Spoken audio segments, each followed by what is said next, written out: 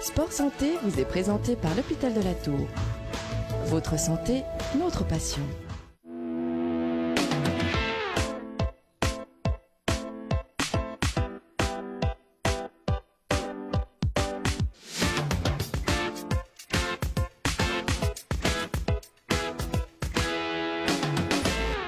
Salut à tous, bienvenue, merci d'être avec nous dans ce magazine Sport Santé. Aujourd'hui, on va parler d'un sujet d'actualité, le LCA, le ligament croisé antérieur, qui souvent fait souffrir entre autres les skieurs et vous le verrez également dans certains sports de balle. Des explications tout de suite en compagnie du docteur Finn Mahler.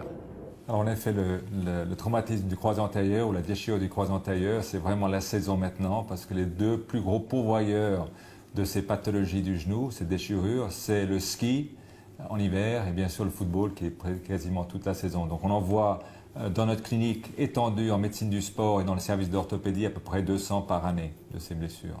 Ici, on a un modèle, on va rabattre la rotule. Et le ligament, en fait, le genou est composé de 4 ligaments. Il y a le ligament latéral externe, le ligament latéral interne ici. On a le ligament croisé postérieur parce que c'est les ligaments croisés. Mais le ligament croisé postérieur, c'est que 2% des accidents des ligaments croisés. Et en fait, la star incontestée des pathologies du genou et des pathologies ligamentaires, c'est ce ligament qui est ici, qui s'appelle le ligament croisé antérieur. Et il faut bien comprendre que le ligament croisé antérieur, c'est le plus important parce que c'est ce qu'on appelle le pivot central et c'est lui qui va gérer en fait tous ces mouvements. Parce qu'un ligament n'est pas uniquement là pour stabiliser un genou. Un ligament est là aussi pour donner une orientation au mouvement et pour informer en continu le cerveau quant à la position du genou. Et si vous regardez toutes ces superbes images qu'on a en télévision maintenant en super ralenti, on voit cette gestuelle. Et bien toute cette gestuelle, et là, il y a une coordination entre le muscle et le ligament. Et le ligament, il y a des petits récepteurs. Et ces récepteurs nous disent en permanence où est-ce que se trouve le genou pour que le muscle s'adapte au positionnement. La déchirure se fait vraiment dans le corps du ligament. Et ça, c'est dans le football et dans le ski, on pense toujours que c'est un contact, un choc. Mais en fait, dans le football, 70% des cas de ces déchirures du ligament croisé antérieur se font sans contact. Et en fait, on l'explique parce que si vous le regardez sur la télévision, soudainement, vous voyez quelqu'un change de direction, qui fait un mouvement de pivot, et soudainement, hop, il s'effondre, et on se dit, mais qu'est-ce qui se passe? Eh bien, c'est là où il s'est déchiré son croisé antérieur. Et on explique ça parce qu'en fait, il peut faire le geste 1 million de fois, et une fois, il y a une mauvaise coordination neuromusculaire entre l'activité musculaire et justement cette information qui est donnée par ce ligament, et le genou va pivoter et le ligament croisé antérieur va se couper dans l'échancreux ici, vraiment un cisaillement rapide et qui fait la blessure ligamentaire. Alors le traitement, il y a un traitement pour une personne. Si vous êtes un sportif d'élite ou un sportif professionnel et que vous allez faire des sports pivot-contact, vous faites des sports pivot-contact, ça veut dire basketball, football, handball, rugby, eh bien le genou tolère très difficilement l'absence de ce croisé antérieur. Donc plus vous êtes jeune et plus vous faites du sport pivot-contact, plus on va orienter vers une chirurgie. Et la chirurgie va faire qu'on va devoir reconstruire ce ligament croisé antérieur parce que le ligament croisé antérieur ne cicatrise pas. Le ligament latéral interne, externe, oui, il cicatrise tout seul. Le croisé antérieur ne cicatrise pas tout seul et on est obligé de le remplacer. Donc on va prendre un prélèvement soit au niveau du tendon rotulien ici, c'est une greffe, soit au niveau d'un tendon des ischio-jambiers du muscle et on va forer un canal et on va le remplacer.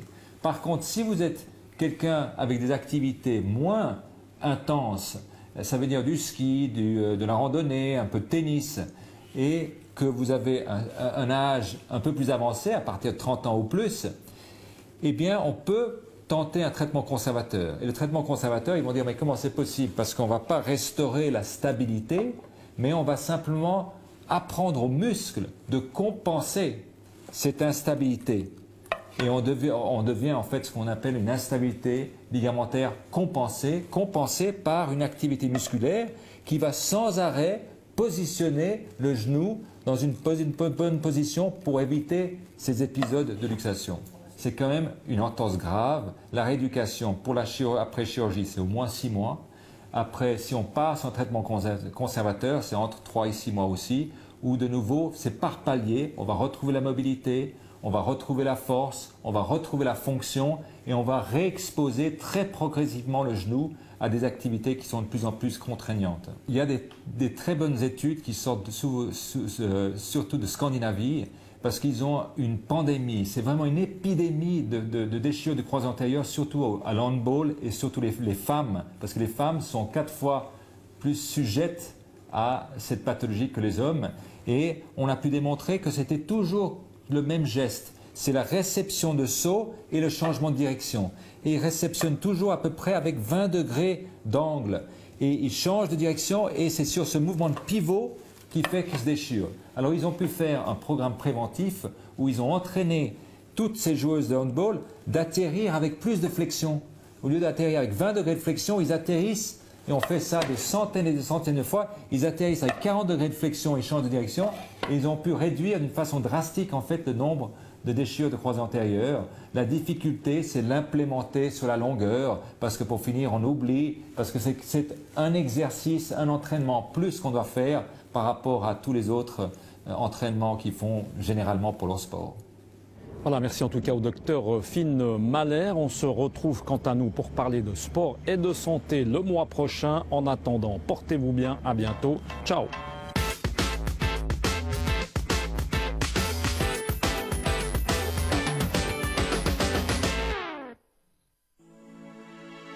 Sport Santé vous a été présenté par l'Hôpital de la Tour. Votre